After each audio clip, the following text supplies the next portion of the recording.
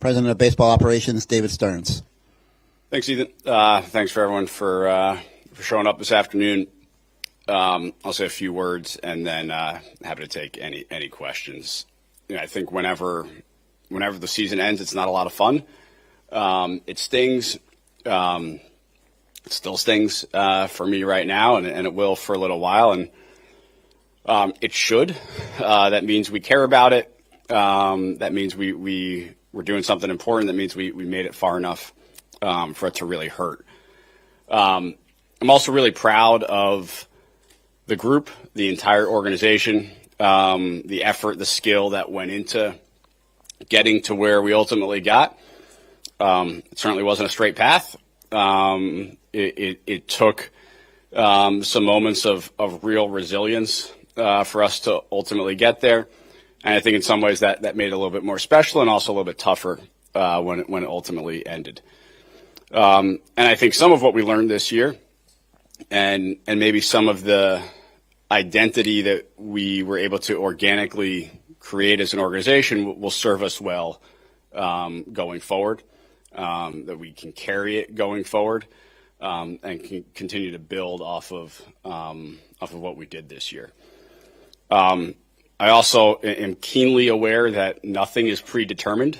Our success this year does not mean anything for our success next year.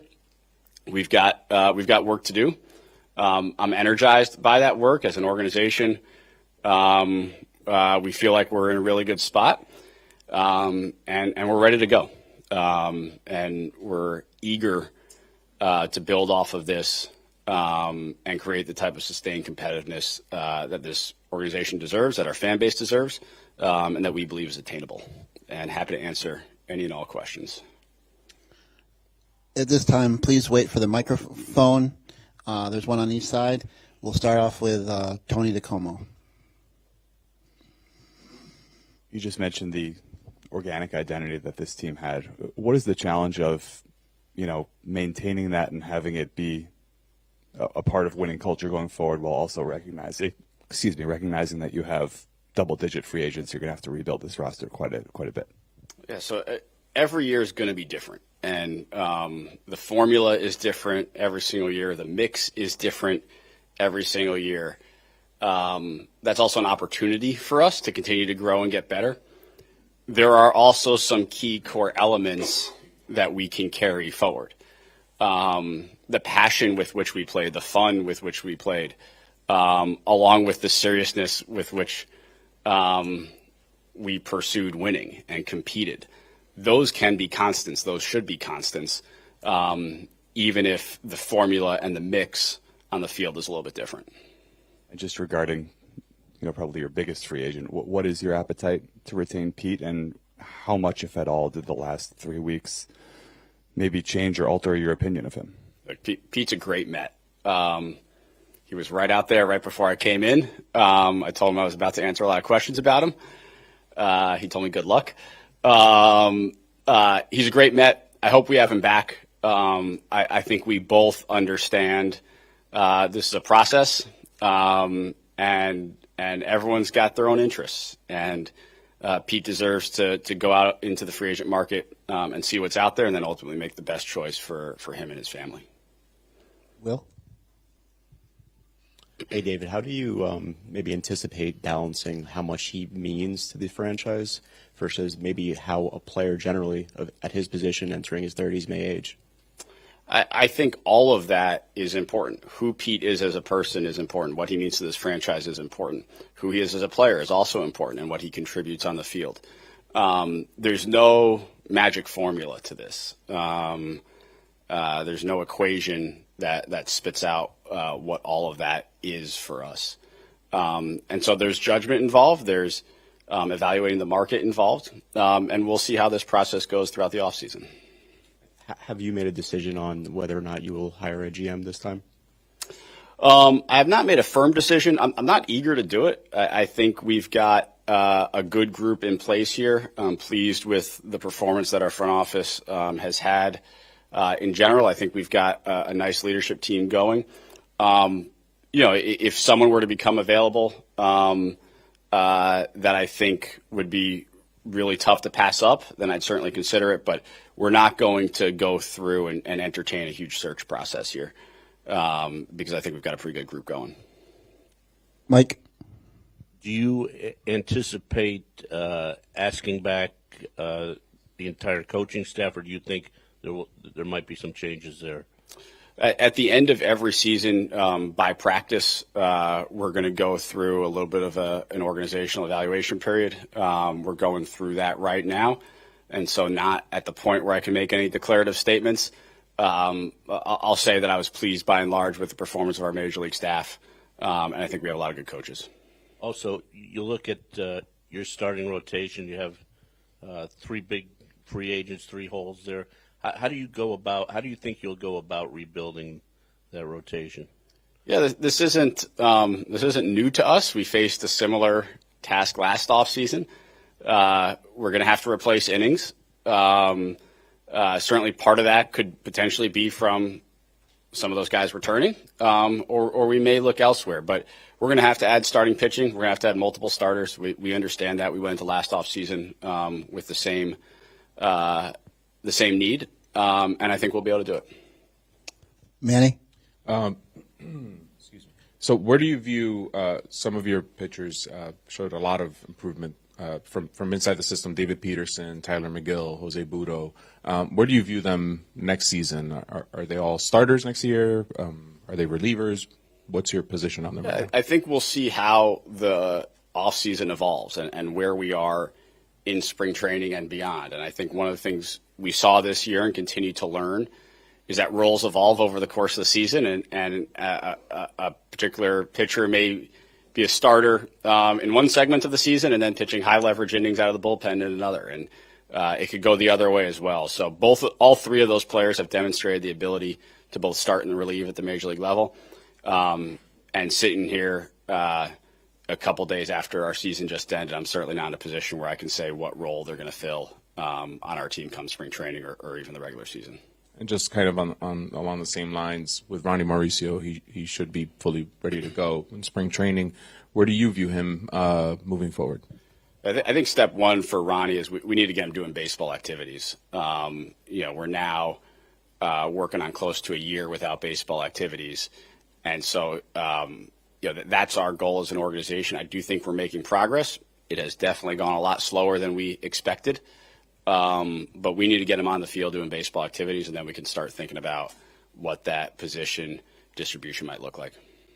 Peter? Hi, David. Perhaps just broadly speaking, but how much would you say pitching is a priority this offseason? Sure. Yeah, pitching's a priority this offseason. I think we're going to have to fill some innings. Again, very similar to what we were facing heading into the offseason last year. I think we'll have the ability to do it. And so I'm looking forward to it. And then, you mentioned seeing Pete here.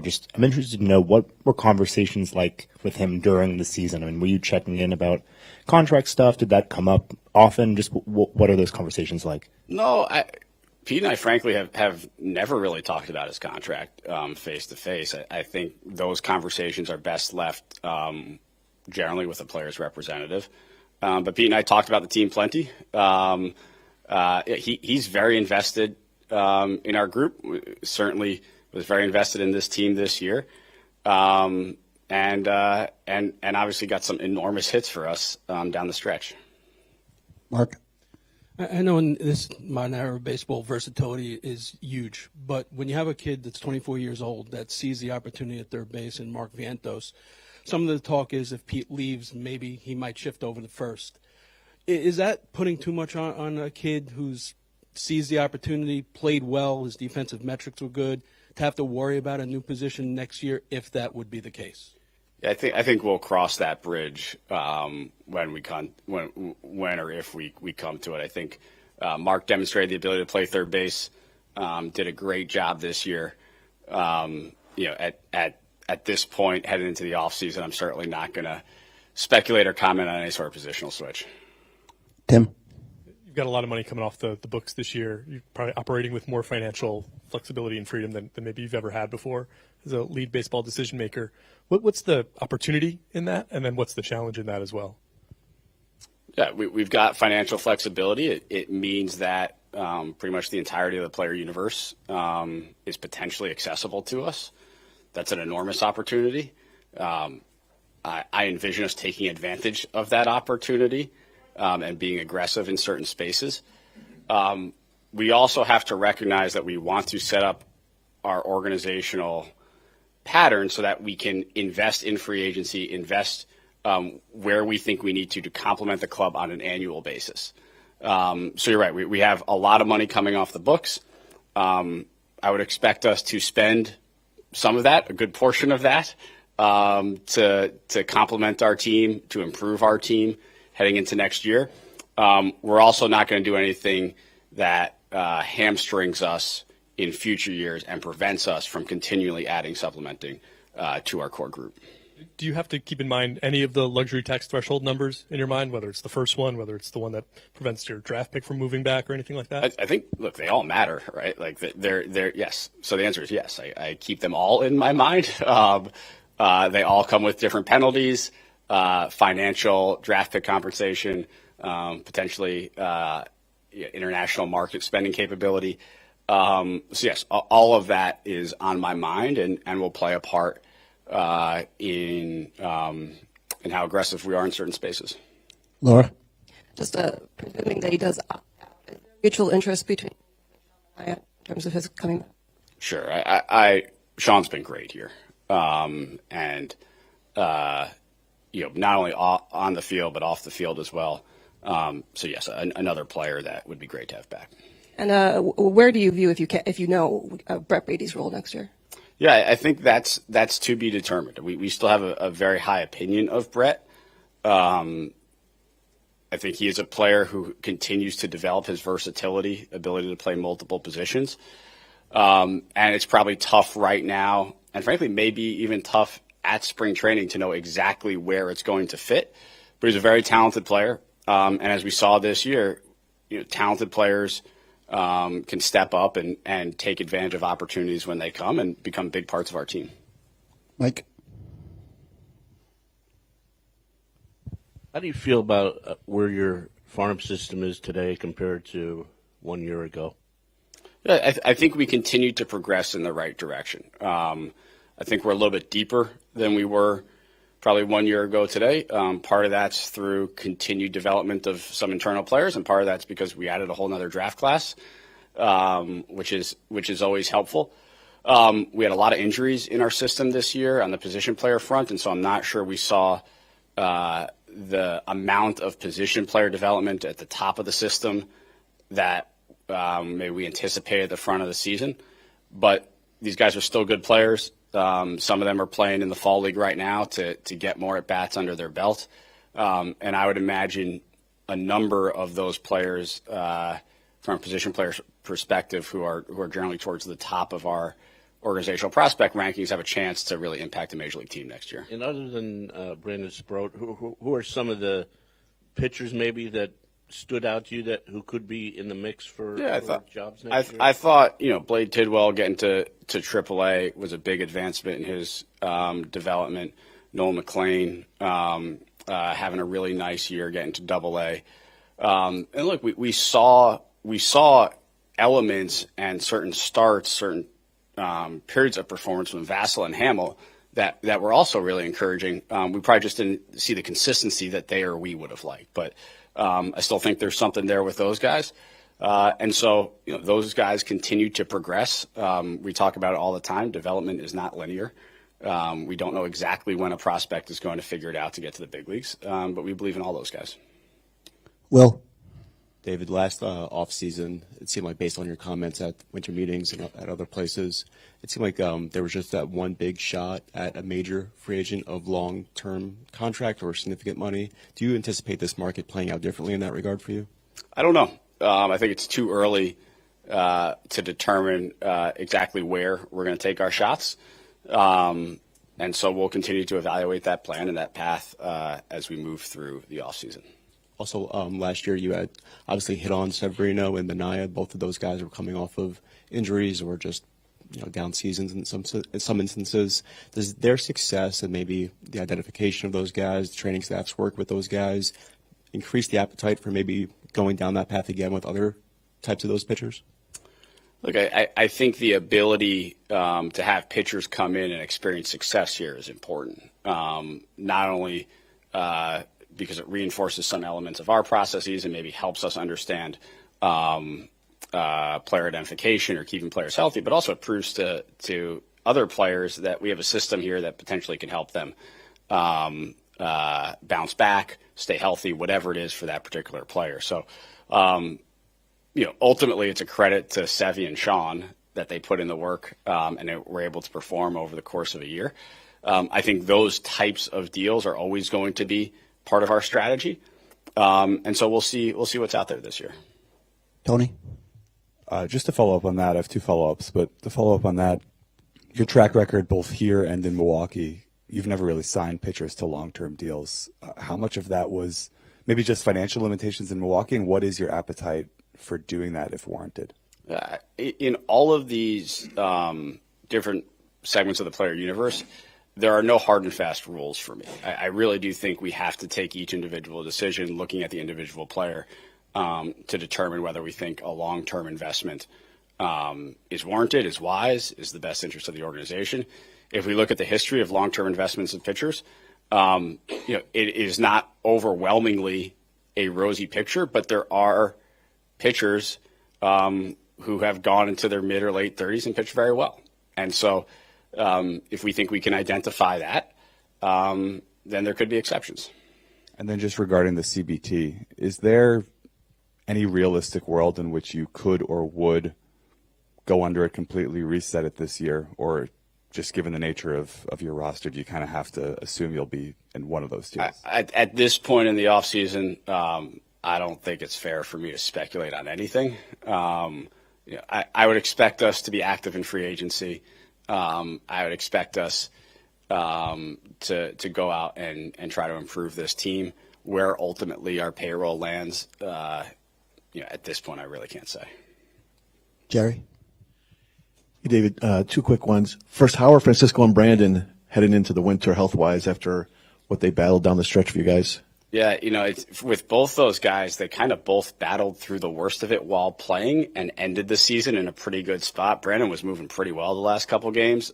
Francisco said he felt mostly normal by the last game. So both those guys are in good shape heading into the offseason. And you addressed it in your opening comments about the good chemistry they seem to have. What have you learned this year and in your career about clubhouse chemistry and how it's created and how it can maybe sometimes create a result greater than the sum of the parts? Yeah. Chemistry is really important. Having guys who play hard, I think who genuinely enjoy coming to the ballpark is very important. It's not always the easiest thing to predict. It's not always the easiest thing to know exactly how a group of players is going to respond to one another. I think as an organization, there are certain things we can do to help encourage that, to be positive, to put players in the best position to succeed. But at the end of the day, it is something that's a challenge a little bit to know exactly how a group is going to mesh. And when you look at 2024 overall, how you evaluate it and what you take it away from the 2024? Yeah, I think we took a positive step for the organization. We believed all along that we had the ability to compete for a playoff spot, have an exciting September, October, and we did. And so I think that is certainly a positive. I think behind the scenes, under the hood, we put some things in place that will serve us well going forward. Still some work to do in those areas as well. And now it's our responsibility to keep it going. We enjoyed this run. Our fan base enjoyed this run. We have great memories from this run. It's also time for us to begin to move forward and see what we can do to build on this to ensure we have the type of sustainable competitiveness, true sustainable competitiveness that's eluded this organization for a long time. When you look Carlos Mendoza's job, the 2024, how satisfied you feel? Yeah, Mendy did a tremendous job. And we talked about this throughout the season, just the consistency that he presented himself, his ability to be the same person every day, regardless of what was going on. And, That was true when he and I were by ourselves in his office talking through things, and it was true when he was out here in front of you and the cameras. It was the same person, and it was a lot of fun. Mark? David, back to Pete for a second. Do you look at Alonzo as a foundational piece for this organization? Yeah, I think Pete has been absolutely a foundational piece for the organization. He's been a tremendous Met. He's performed at a very high level. And when you looking into free agency, where does it fall in terms of the line of what a player was and what a player is going to be? Yeah, look, I think that's always the question. My job and our job is to put teams together that are going to win going forward. And so we'll continue to evaluate that, not only with Pete, but for the entirety of the player landscape and the entirety of our team. And we'll do our best to put a team together that allows us to compete next year and for years to come. Laura? Understanding that chemistry is hard to predict, would that ever be a determining factor on whether or not you pursue a certain player in free agency? Sure, and it has been, absolutely. Yeah, how we think a player is going to mix in our group, how we think a player works, off the field makeup, all that absolutely comes into play and can be a determining factor. And also, I know that a lot of the bullpen are. Where do you see that unit right now, and do you feel like? Yeah, bullpens are tricky, and I talked about that a lot. That the bullpens evolve over a course of the year. The bullpen's likely to look different in August, September than it does in April, May, and for us that was certainly the case. I think ideally you'd have a little bit more continuity from start to finish in a pen. I didn't really anticipate turning over 80% of the bullpen over the course of the year, but that's where we got to. But I do think we have some arms that emerged this year that can complement Edwin, that can be stabilizing forces in our bullpen next year and going forward. And then, we're going to have to add some pieces as well. Tim? Does the financial freedom you talked about earlier, does that make you any less inclined to operate in the trade market at all, or is it kind of business as usual for that? No, I like operating in the trade market. No, we're gonna be open to every avenue of potential player acquisition. And what's the status for Senga going into the offseason? Is this a normal offseason for him, or does he have to build up his arm? No, this is a normal offseason, and that was important for us to get to for him. This is a normal offseason, and a very strange year for Senga. Lots of stops and starts, but having a normal offseason is important, and then getting him to a place where we're going to have a normal spring training is also important. And from a team construction standpoint, do you view him, you're going to use a six-man rotation when he was healthy late in the year if he came back. Do you view him as requiring that moving forward? I think for him it's certainly preferential. For an entire starting staff, I think it's preferential. I think we were able to get Sevy extra days of rest throughout the season, and I think that helped him. So there are going to be times over the course of every season I'm here where we go with six starters. There may be times where we're forced to go to five as well, but between off days in your schedule, being able to add a spot start here or there, there are going to be times where we lean on six starters. Joe? David, did you maybe learn anything new this year about Jesse Winker, and what's the interest level on maybe bringing him back? Yeah, Wink did a great job for us. Was having a really good year in Washington, came over here, adjusted to a little bit of a new role. We asked him to play a little bit more outfield. He did that. When we asked him to DH, he certainly did that. He understood he wasn't going to play against lefties and was ready off the bench when we needed him. I appreciated the fire. I think our fan base appreciated the fire. Absolutely. Another player who contributed to our team and who we'll certainly stay in touch with. Andrew? David, you kind of entered the spring training with a mission to enter the playoffs. Now, having been to the NLCS, what can you kind of learn about the construction of a team from a run like that and what it'll take to take the next step? It's interesting. If you look at the four teams that were the Final Four this year in baseball, all constructed a little differently. And I think if we go back and look at World Series teams over the last 2, 3, 4, 5 years, all constructed a little differently. So what I continue to take to that is there's no one way to construct a championship caliber team. And teams at the beginning of the year, what we think are their strengths, what we think are their weaknesses, can often morph and evolve by the time you get to October. So look, I continue to believe that depth is incredibly important. I continue to believe that you're going to need an army to get through a major league season. We learned this year you need an army to get through a playoff series and a deep postseason run. These are incredibly taxing on players. And so I think it's difficult to take any hard and fast rules by looking at the teams that have gotten deep in the postseason. But putting rosters that fit well together, having depth, all those things I think are important. Manny?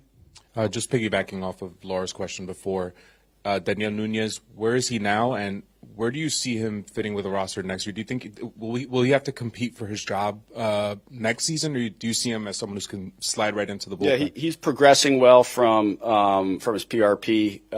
So far, all the results are going well. I think we're looking at kind of getting him off a mound some point in November would be my best guess, and if that goes well, he moves into a pretty normal off season. And I don't know that I'm ready to commit to anyone firmly holding down a roster spot at this point, but Nooney had a great year and would certainly be a welcome addition to the pen. Just kind of a big question. Stearns had said that he wanted, not Stearns, sorry, you're Stearns. Cohen had mentioned that he wanted the Mets to be the Dodgers of the East. How close are we to that at this point? Yeah, I'm not concerned about being anyone else. I'm just not. I'm concerned about being the Mets. I'm concerned about creating the best organization we can here for the Mets with an identity that is uniquely New York and uniquely belongs to this franchise. And I think we've started to do that. I think we've got some work still to do, but we set the building blocks in place this year, and I'm proud of that. Anthony? With Steve Cohen, there's no bigger Mets fan probably around. Did you find throughout the year that whether it was low times, high times, that there was any kind of emotional part to his decision making, and do you think that will affect the Alonso free agency? We're all emotional. I mean, so yes, and there are emotion parts to me as well. We all want to do really well. It's really difficult to strip away all emotion as you do these things. Certainly, we try to implement processes that help us with that keep us honest. But Steve grew up a Met fan. I grew up a Met fan. That's always going to be a part of us. Mike? David, what did you make of Francisco Alvarez's season, and what areas do you need to see improvement there? Yeah, look, I think Alvy had a if we take it in its encapsulation, a nice season for a young catcher in his second year in the big leagues, who we ask a lot of, not only offensively, but from a leadership and game planning perspective. And so I think he's kind of where you would expect him to be from a developmental standpoint for a young budding superstar, and I still think he is. In terms of the growth, I think it's incrementally getting better on both sides of the ball, understanding what opposing pitchers are trying to do to you. And I think he began to understand that as we got towards the end of the year. Behind the plate, being able to slow the game down a little bit, ensuring that we have a full understanding of how we want to attack hitters. And these are very normal developmental goals for young catchers. And I think he's done a tremendous job to get to where he is right now. Peter? Now that you've had maybe a few days to reflect on the season as a whole, what do you think it is that allowed this team to go on the run that it did, and what do you think it is that maybe prevented it from making that last step? Yeah, look, I think first and foremost, we have talented players. And so what allowed us to go on a run is we have talented players who played really well and held themselves accountable. Our coaching staff did a great job of putting them in positions to be successful, continuing to stay positive, and it clicked, and we went on a great run. And look, there are a number of reasons why it ended when it did. I think we probably ran out of gas a little bit. We had pushed our guys really hard from June 1st on because we needed to. Every single game in the regular season mattered, and then clearly every single game in the postseason mattered. And that's part of it. And we also ran into a really, really talented Dodgers team that was playing about as good a baseball as you could play in the 6-game stretch where we got him. Tony? What is your appetite for exploring longer-term deals with any of your pre-arb guys like Alvarez, Vientos, et cetera? Yeah, I think we're always open. It takes mutual interest in those types of things, and it takes a level of risk tolerance on both sides. But those are the types of conversations I've explored and deals I've done in previous spots in my career, and I'm certainly open to it. Laura? What did you make of Jose Iglesias? Do you feel like these are results that he could possibly replicate? I think Iggy did a great job for us. And, from coming in as a minor league free agent, not making the team out of camp, having the type of impact he did on our team, like those are the types of things you can't predict. But he did a tremendous job, was a big part of our success this year, and certainly very fortunate that he was there to pick us up. Last one, Jerry? Where do you see Jeff McNeil kind of fitting in after a weird year, struggles, and he was really good for a while, then he got hurt, obviously came back for you at the end of the season. Where do you see him fitting in for you guys going forward? Yeah, I think the great thing about Jeff is he can fit in a variety of places. It's a left-handed bat that can play a bunch of different spots around the field, can play them all at kind of an average or above average level. And that's an exciting piece. So he's the type of guy that makes roster construction a little bit easier because he can fit in a variety of places. Thank you very much, David. Thanks. There's